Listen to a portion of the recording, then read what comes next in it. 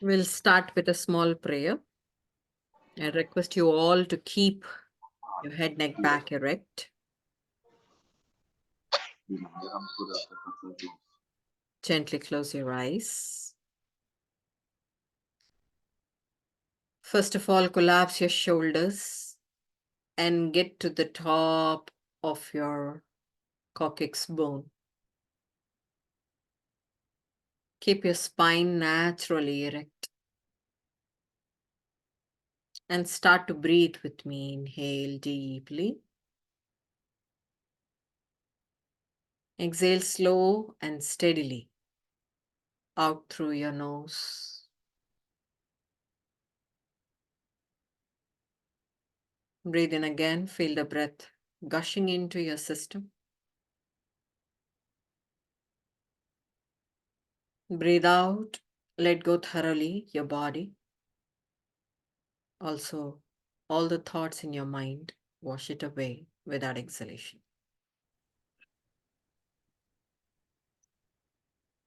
With a state of pristine purity at heart, we're going to chant Omkara 3 times. Inhale slowly.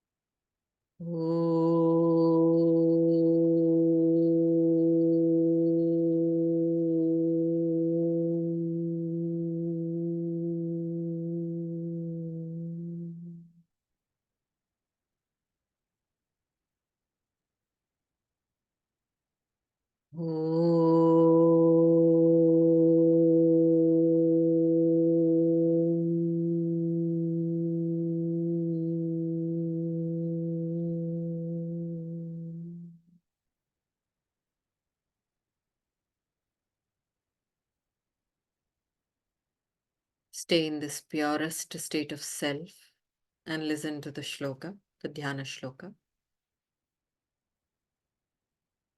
Sarvopanishado gavo dogdha gopalanandanaha partho vatsa sudhir bhokta Dugdam Geetamritam Mahat.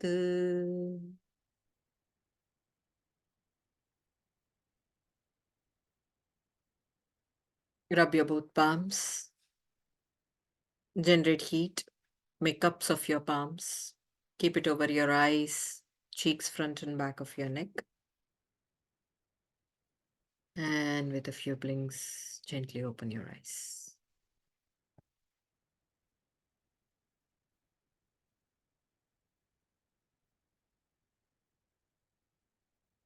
The Dhyana Shloka is saying that we are receiving the crux of Upanishads and the milk, the milk of Upanishad, the crux milk of Upanishads is being reared by Lord Krishna because he was a cowherd, just as Jesus was one among the shepherds. He was a cowherd, Krishna. So he is rearing the cow. He is bringing out the milk. And the milk is being drunk by Arjuna. But the listeners or the readers of Gita get the nectar of the milk. That's the shloka. So a quick recap for Anna. So it is a conversation between Arjuna and Krishna. Krishna is supposed to be the Lord himself, the most perfected human being, who always stays in the state of repose of yoga, basically. He is the charioteer, and in that chariot, there is this prince, Arjuna, Arjuna is standing in the war field. So that's the climax. That's where yoga philosophy is being fed. When Arjuna somehow derails from his duty, he doesn't want to wage war against his own kith and kin relatives. He feels that killing people is a sin. And he does not know what to do. Krishna, on the other hand, is not carried away by the senses and the mind like Arjuna, is going to give him all the advice. Okay, so that's pretty much the scene.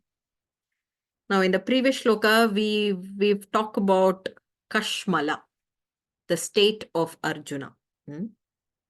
Mala in Sanskrit means impurity. It can be impurity of mind. It can be, if you're not taking bath, impurity of your body. But Kashmala is pretty much a word which signifies impurity putrefied by ego. Ego is the sense of I-ness and mindness. When you ask you yourself, who are you? Then you say, this is me. I'm a woman. I'm a Romanian. I come from Brasov. I'm from Buzau. But that's not pretty much what we are. That's what Vedanta and yoga is trying to tell us. Make us believe, make us understand. More than that, believing and understanding, make us realize, reflect. So Arjuna is in the state of Kashmala because he thinks he's a warrior. He's a great warrior. He thinks he's going to kill everybody out there. There's going to be suffering, misery, huge sin, luxuries and kingdom tarnished with the blood of his own beloved ones. That's what he's thinking. But Krishna is saying this is Kashmala. This is a state of impurity petrified by ego, because that is not him. He is supposed to be the person who has to protect the people of that great nation. The people of the kingdom should not fall under the regime of vile Duryodhana, the evil king. He has to fight until his last breath if something is wrong happening to his own people. That's what he is supposed to do. So he is saying it is a state of impurity. You have to cleanse away your impurity. Chudram hridaya daurbalyam. It will come in the next shloka. You have to cast away this feeble-heartedness. That's what he is. Krishna is trying to make him understand, counsel him. Okay. So now we are going for 2.3. Second chapter, third shloka. Klaibyam masmagamaf partha. Bear with me, Anna. Klaibyam masmagamaf partha. Naitatvayupapadyate. Naitatvayupapadyate. Kshudram hridaya daurbalyam. Kshudram hridaya daurbalyam. Tyaktvottishta parantapa. Tyaktvottishta parantapa.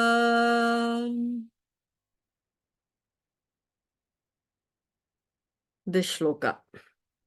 And it's going to take much more time of ours. Klaibyam. Krishna is giving another word, another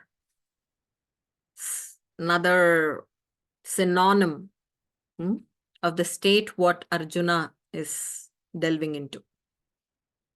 Clybium is the state that he is giving. What does it mean? Please hold your horses, because your mind can go anywhere else. So you have to know, understand the subtler meaning of what clybium means. Hence, have some patience. Clybium in the literal sense means neither a man nor a woman. Being a eunuch. I again say, please hold your horses. This is not sexism.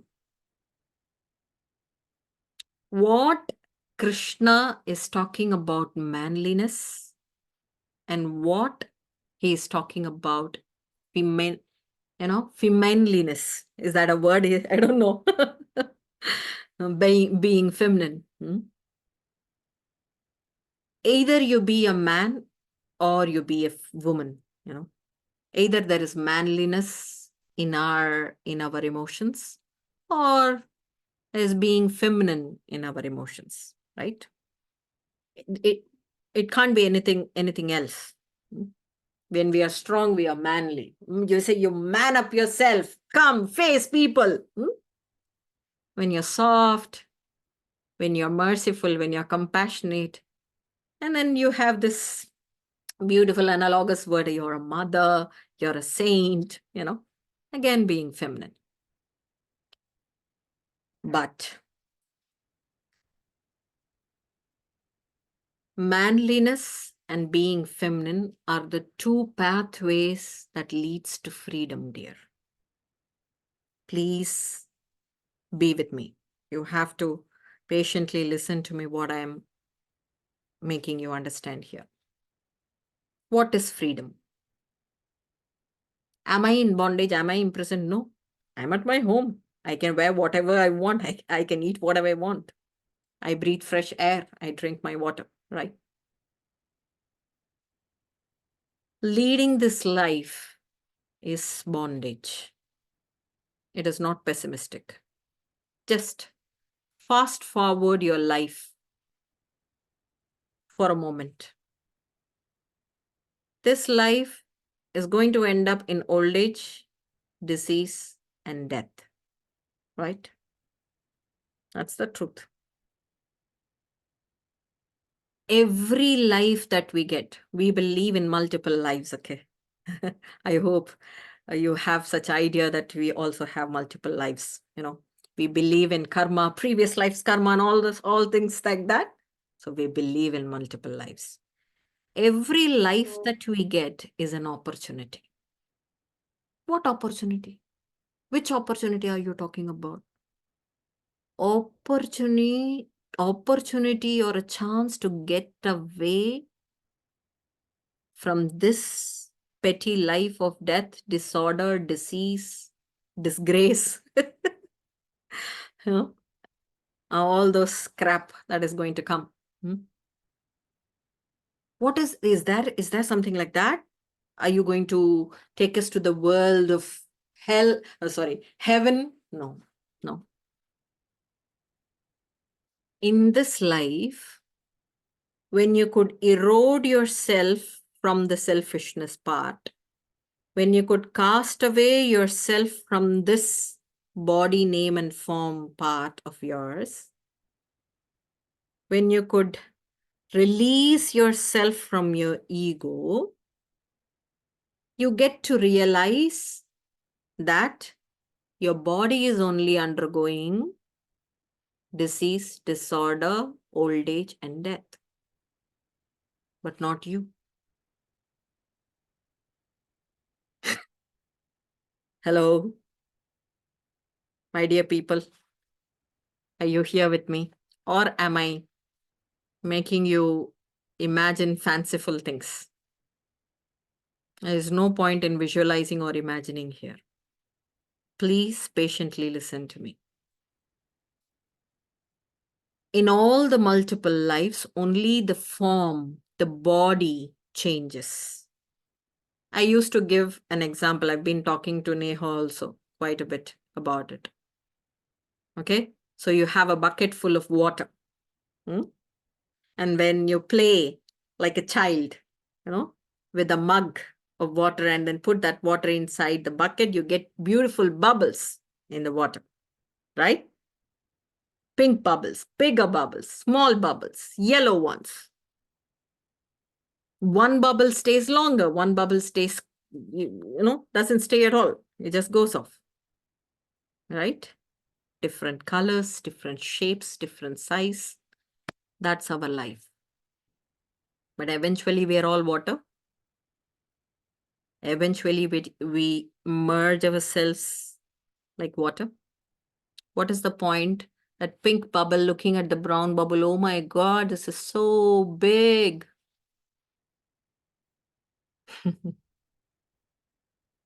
So when we stick with the body, name and form, there is suffering, my dear.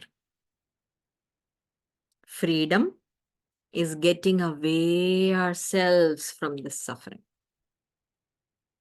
So the two path, are you here with me? Are you on my page? Yeah, yeah. The two path towards freedom from this suffering is the manliness and the being feminine. What is being manliness? It is the Vedanta Vichara. The direct approach. Like Bhagavan Ramana Maharshi. Have you seen him? Yeah? You might have seen him. Yeah? Everybody knows him all over the world. If there is one Bhagavan, he is Ramana, Bhagavan Ramana. So when a devotee is asking, how is that, Bhagavan, you're not suffering, you're not feeling miserable, you don't feel the distress, he simply uses words, I don't use my mind. And then clarifies in the next statement, I don't associate myself with my mind. Dissociation with mind is yoga, my dear. I repeat, my beloved ones, I repeat, dissociation with mind is yoga.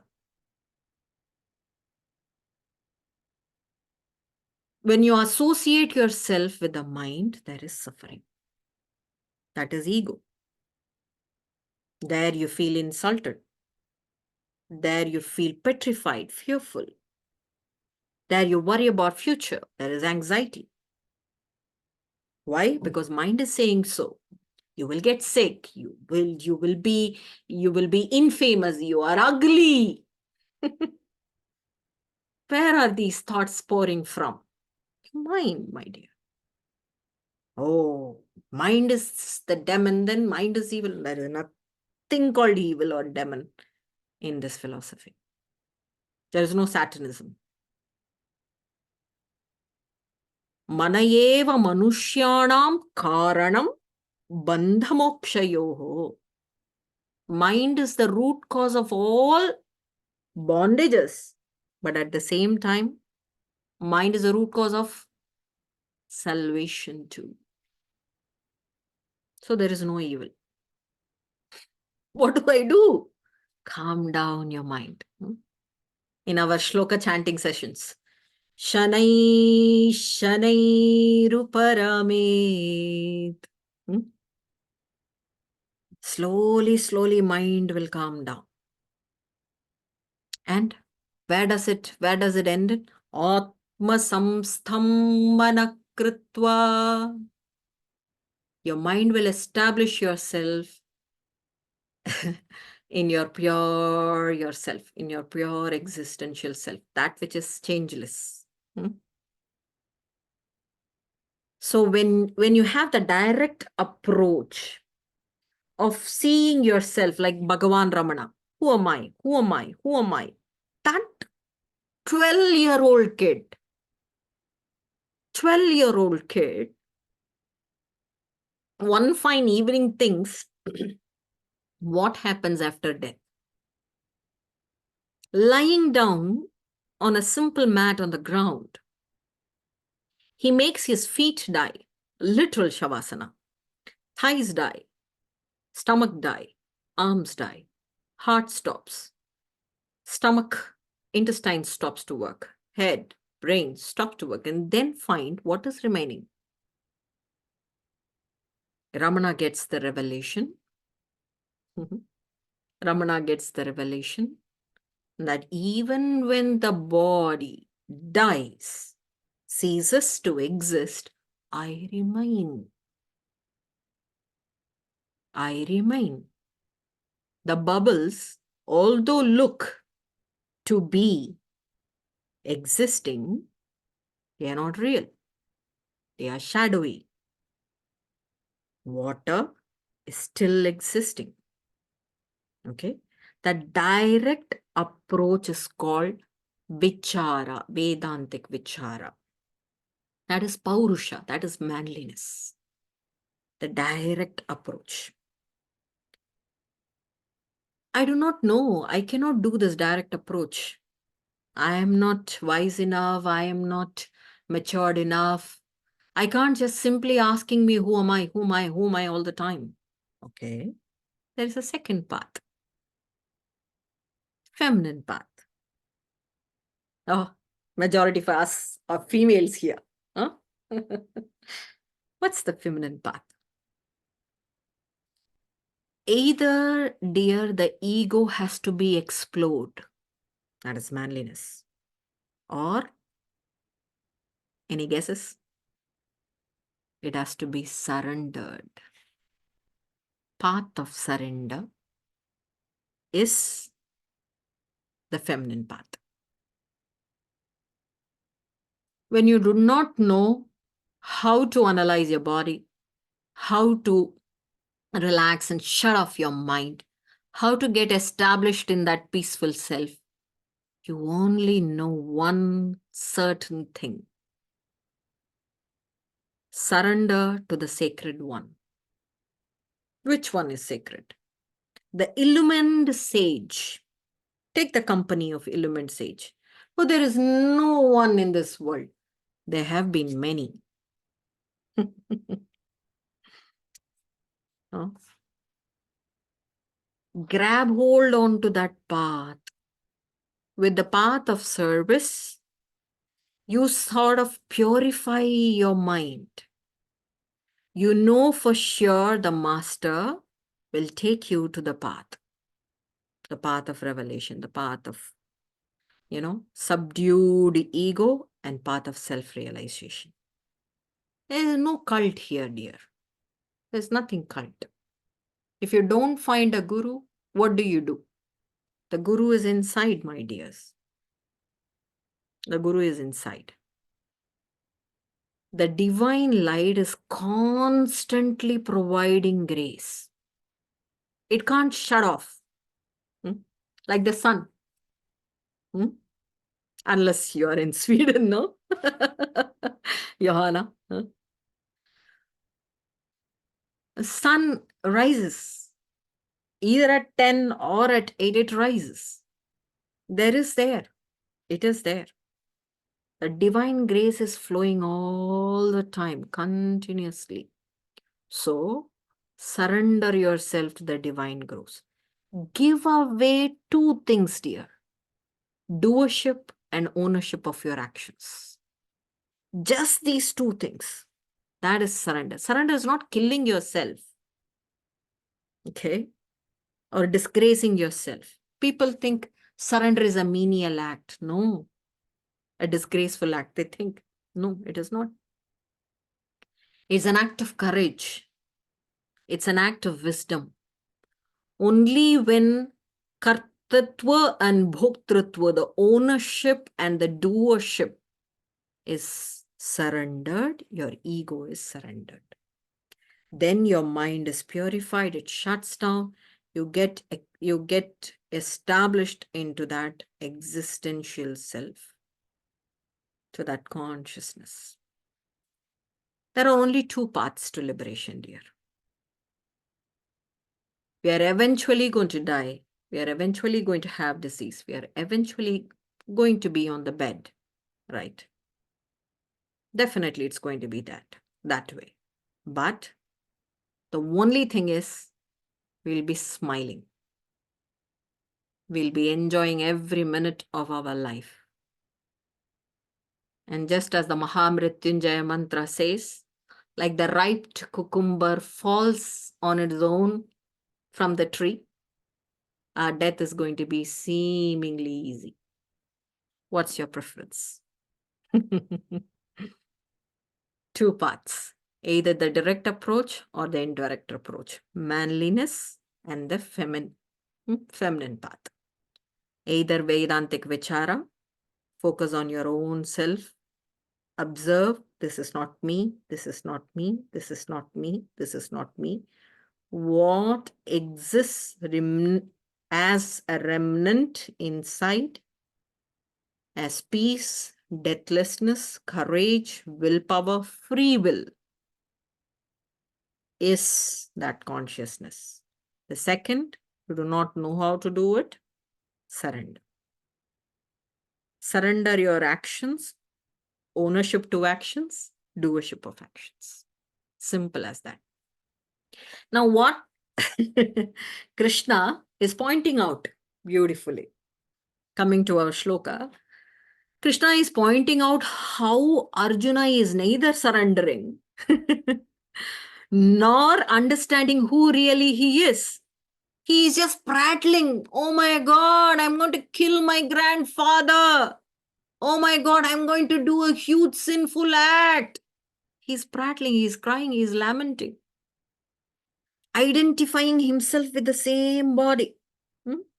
Identifying with himself with his name and form. Identifying, oh my God, what will happen to the glories of Arjuna? He's worried about that. Yeah. So he's saying, you're neither male nor female. Why are you like this? You're neither manning up, doing the Vedantic Vichara. You're not able to realize yourself. You're not surrendering to the master. You see everything unto me.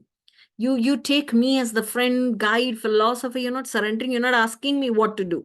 You're just bragging about your present, past, and future. You're just lamenting over your own troubles. You're not asking me what should be done. Hence, he is saying, you're neither man or a woman here. Why are you behaving like this? It is completely unworthy of you. You are supposed to be the most wisest person I know, most fiercest warrior I know. You should use your intellect. Why are you behaving like this? It's so unworthy. Kshudram hridaya daurbalyam. This I have to talk about.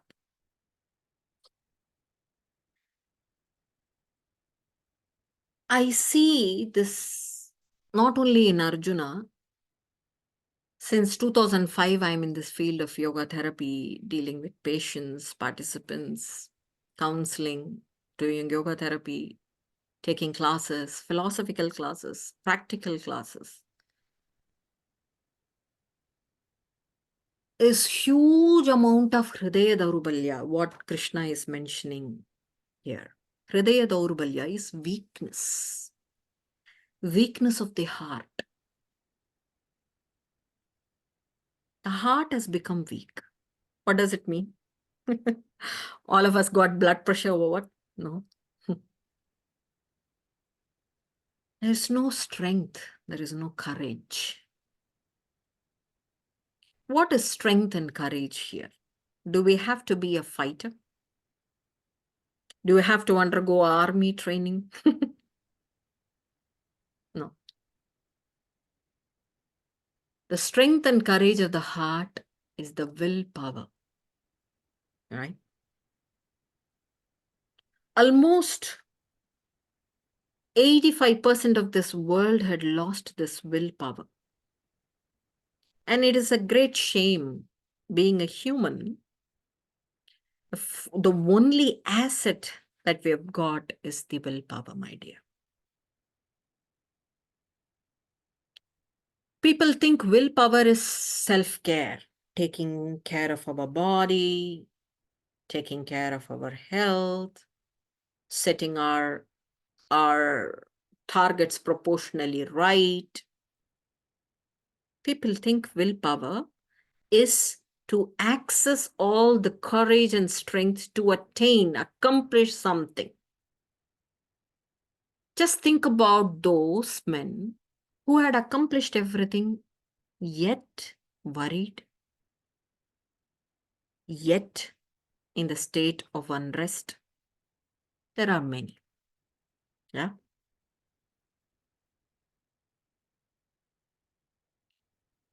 Willpower is accessing the real strength, the real courage in you.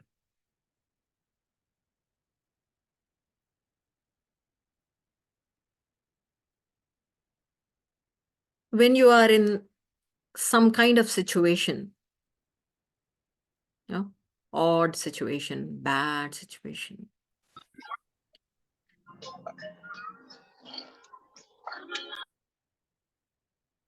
you feel that, oh my God, this is too much. I have to get out of this. Divine has to be merciful, or I have to use some tacts or skills to get out of the situation.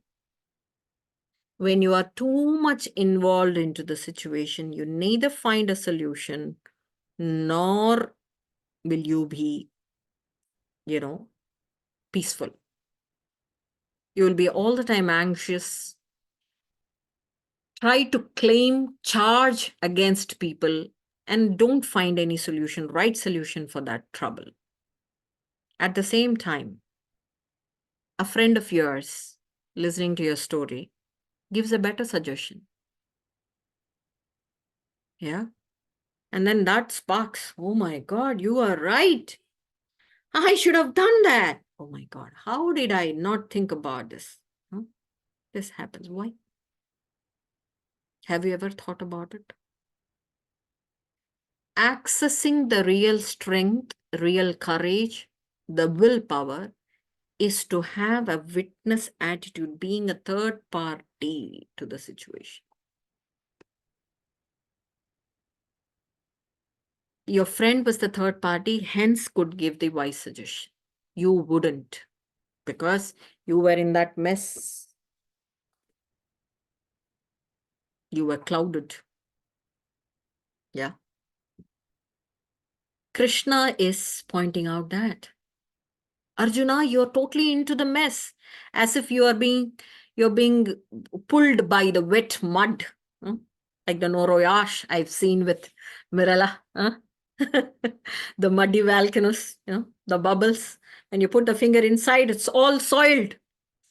And then there is a caution also: don't put your foot inside; you might go inside. Huh? So we are all in that muddy volcano, dear. When you're outside, you'll be able to pull, Have you ever got trained by any swimmer? How many people know swimming here? I know Johanna does. Huh? Yes, Johanna's sister, Aurelia. How do you take a person away from the pool or a river who is drowning? Do you pull his hand? You sort of grab his back of the head, and pull him. Why? Why? The drowning person will also drown you with his hands and legs because he's so into that water. Only a person who is away from the situation can drag out the person. That's the tactics. That is exactly what yoga philosophy is saying. Be a third party. You are not what you're thinking what you are. When you are a third party, then you're more strong, then you're more wise. Your actions becomes perfect. Krishna is saying, why do you need me? You just watch yourself. Why are you at this juncture lamenting of whether I have to get away from this war field or fight? All these months, all these 12 years, we have been fighting, send peace messages to this evil person, but he didn't budge. You are already in the warfield. Now is the time to fight and protect the people. When you are a third party, you know it. When you are inside the mess, you don't know it. Half of the solution is recognition, dear. Is recognition. When you could vanquish this weakness of ours, get access of the willpower by being a third party to us, to our problems, we have crossed half the ocean.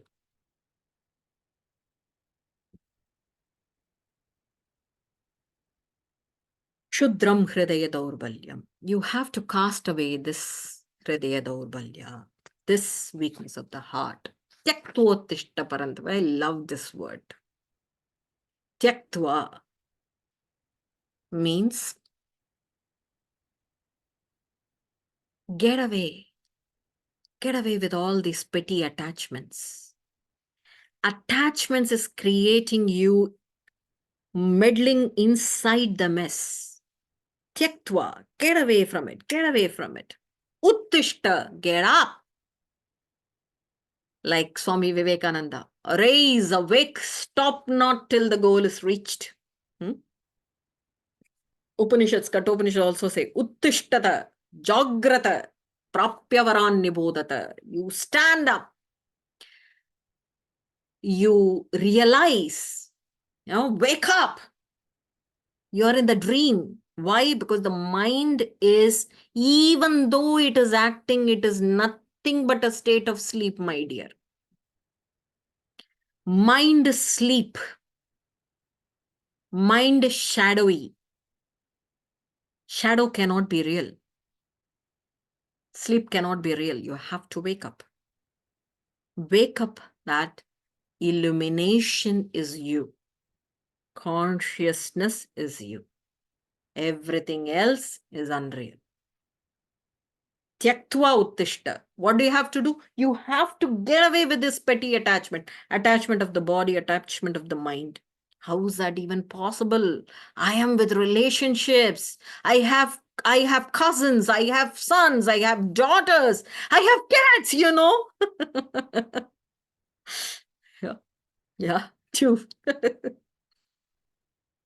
How is that even possible? 5. Oh, she says 6. My God.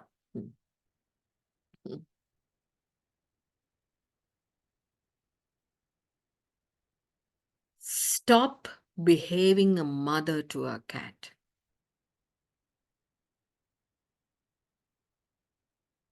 Cat is there. He can exist. He exists. Right? Even with your kids. All the sorts of nourishments that you have to do, you do your duty. I'm not saying flinch away from your duties. That is abruptly nonsensical. You have to do your duty. But along with the duties, what comes, the seed of attachment is, this is how my daughter has to be. This is how my son has to grow. This is how my partner has to behave because I've been treating him right. There is the problem. There is the problem. You seem to say, he who is ill-treating me is not wrong, and I who expect him to be to be right, to be me treating well, to be wrong. Yes, my dear. Yes. Yadum ure yavarum kelir tidum nandrum pirar taravaranu. Ancient proverb of Tamil. Ancient Tamil proverb. Every city is yours. Every shelter is your house. Nothing pain, pleasure comes from outside. Nothing comes from outside. It is our response. Oh my God, I'm giving the best food, the nourishing food, the tastiest food, this man has to say, wow, what a food. There comes the problem.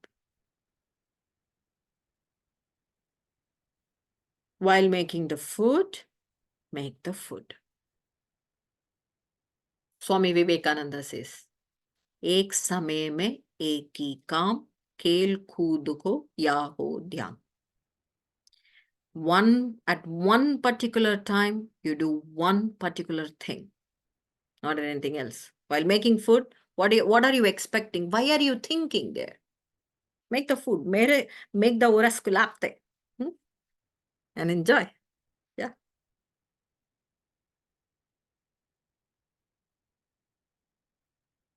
Tyaktva uttishta. Hence, cast away that attachment. Attachment is equal to expectations. Attachment is not equal to love. We have false misconceptions. I am so attached to you. My God, you're wrong.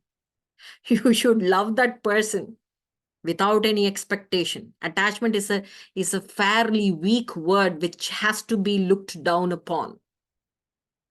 No. No attachments, please. Love. With no expectations. So cast away all the attachments. Uttishta. Wake up. Get up. Don't get up. Sit down. Next. Sorry, I know this would have taken time. The next shloka, 2.4. And then I'll finish with this. Arjuna Vacha. Arjuna Vacha. Katham Bhishmamaham Sankhye. Dronam cha. Sorry. Katham Bhishmamaham Sankhye. Dronam cha Madhusudana. Dronam cha Madhusudana. Ishubhif pratiyotsyami. Ishubhif pratiyotsyami. Pujarha varisudana. Pujarha varisudana. The same questions how we would have asked Krishna. He's asking. But we would have asked it plainly. Arjuna is wiser enough to put a layer of cream over his words, and then he's asking. Katam bhishpamaham sankhye. Dronam cha Madhusudana. Oh, Madhusudana, how are you expecting me to kill Bhishma and Drona, my grandfather and the teacher who taught me archery? I am known for my bow and arrow, my archery skills. I am the number one. He made me number one. How can I kill my guru? And he gives the word Madhusudana. Madhu was a demon, was a Rakshasa who was being killed by Krishna. So he is layering his words. You killed the demons and the enemies. They are supposed to be killed. How can I kill my grandfather? They are not demons and enemies here. They're my grandfather. They're my guru who helped me, who made me what I am. Again, he stuck with his attachments. You see that? So he is very cleverly using the words. You killed Madhu, you killed the enemies, but I'm supposed to kill my own mates, my own beloved ones. Ishubhi pratiyotsyami pujarha vari sudana. They are not enemies. They are supposed to be the persons who have to be worshipped with flowers under their feet. What do we do to the guru? We welcome with flowers or we give a bouquet. So that's how they have to be. They have to be worshipped, and you're asking me that I should not worship them. I should worship them with arrows? How is this possible? He's still into that attachment. Now you understand why he is neither a man nor a female. Neither he is able to understand who his real self, what is his real self is, and nor able to surrender. Although he's saying, I'm surrendering, he's not asking for anything. How am I going to do? He's still in that doership. You understand? He's not surrendering yet. 2.5 and 2.6 together. Guruna hatva hi mahanubhavan. Guruna hatva hi mahanubhavan. Shreyo bhoktum vaikshamapi haloke. Shreyo bhoktum vaikshamapi haloke.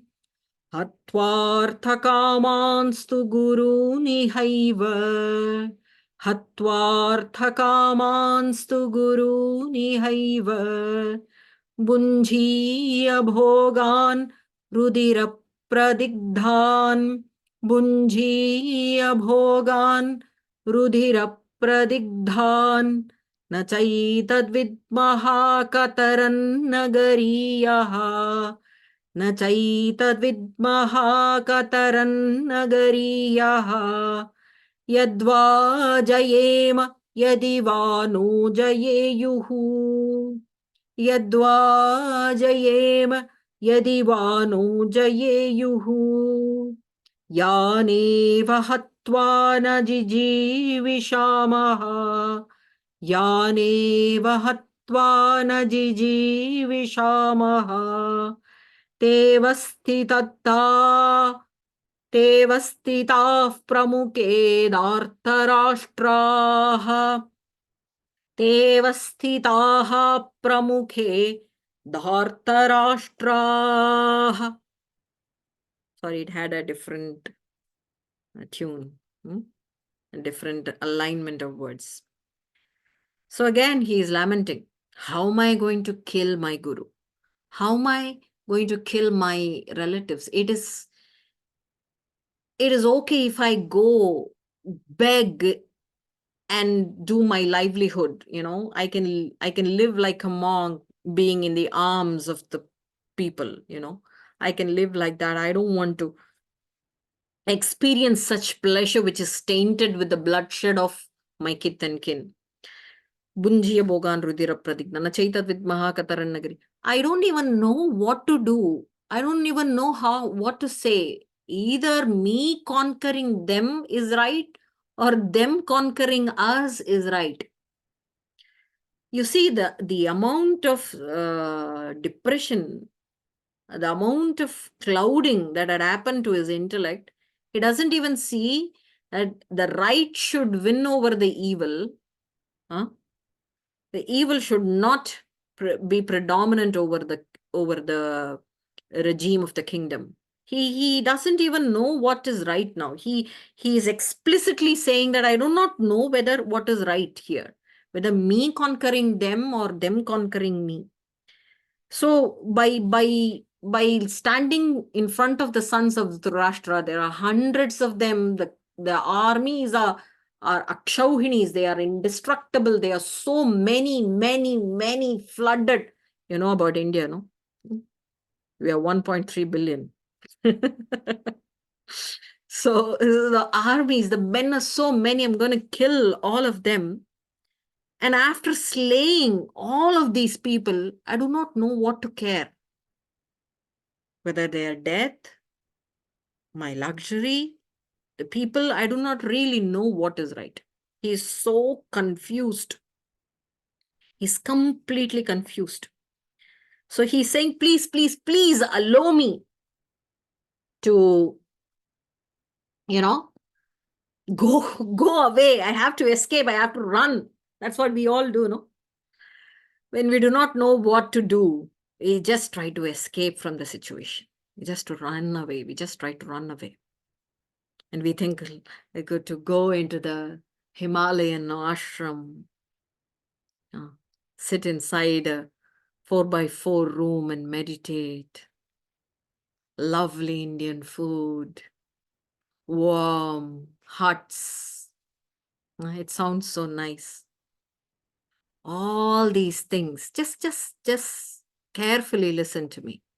All these things sound so nice. And what happens on the fifth day of the ashram living? You try to run back to Romania. Mentally, going back, running back.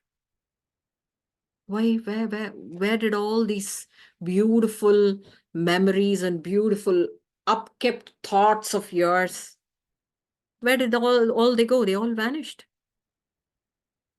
It is because of Hridaya Daurbalyam, faint-heartedness that we are all suffering from. The willpower is not strong. We think escaping is the solution. That's what Arjuna is also feeling. I'll escape from this war field. Just think about Arjuna. For once, when he escapes out of the war field, like a monk, and he is going to sit in a under a banyan tree, beautifully meditating by the side of river Ganga. My God, so heavenly. Beautiful, huge Himalaya, snowy before him. What will happen? Will he meditate? No. He is eventually going to run back to the warfield because he is eventually a warrior. He had been insulted. His wife was insulted. His wife was disrobed in front of people. He is going to get back all those memories. He is going to kill them anyhow. Why putting all this drama? Guli used to say, cut the drama, cut the drama. No? So Krishna is also saying, cut the drama out. Why are you becoming a person like a hypocrite, not being benevolent, not being transparent? He is also in the same state. He's not knowing what to do. But he's saying whatever he is thinking is right. Now comes another question. I know I'm taking some more time of yours. I'm I'm expecting such questions from you, yet there's no, so I'm questioning and answering on my own. Is monkhood life looked down upon and waging war is looked high? Is that what Bhagavad Gita is speaking? Definitely not. Monkhood life is what every Indian looks high and as an ultimate thing. But is that for all? There are people who are, whom we call as Raja Rishis. You must have heard of Rama, the hero of the other epic, Ramayana. He was put to a fix. Either he has to break his father's throat, or he has take up the kingdom, or he has to leave the kingdom for 14 years and live in forest with a life of penance, taking care of his father's words, respecting him. He chose the second. Why? Was he a fool? Because it is how everybody does in a kingdom. They slits the throat of the father and they come up. That's how kingdom is being placed from one hand to other. But Rama was a rishi. Naham martaparo devi lokamavatsu mutsahe viddhimam rishibhistulyam kevalam dharmamastitam. Rama speaks to his beloved mother, Kaikeyi. Don't think of me as a person who yields to prosperity so easily. It is not that kingdom, luxury, people, power will enthuse me, will entice me. Why? Viddhimam rishibhistulyam. I am a rishi, I am a sage. How do you call yourself as a sage? I have that equanimous state. Put me into forest, I live peacefully. Put me up the rain, powering upon people, administering power upon people, I will live peacefully. Why? Kevalam dharmamastitham. Because I favor dharma. I stand for dharma. Dharma is not religion. Dharma means righteousness. What is right, I will speak for that. I'll stand for that. I'll live for that.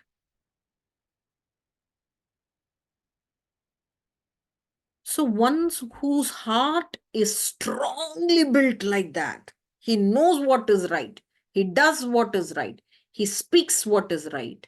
There is no hridaya daurbalya. There is no faint-heartedness. There is no non-willpower there. He can go live like a monk. He can live for 14 years in ashrama. And he did. Not like us, 5th day going back to Romania. Yeah.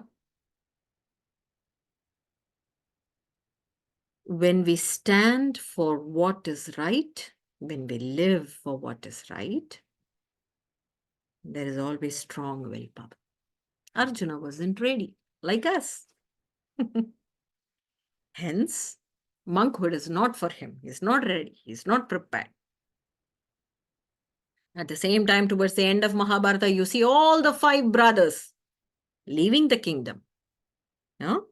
Not slitting the throats, not getting slit.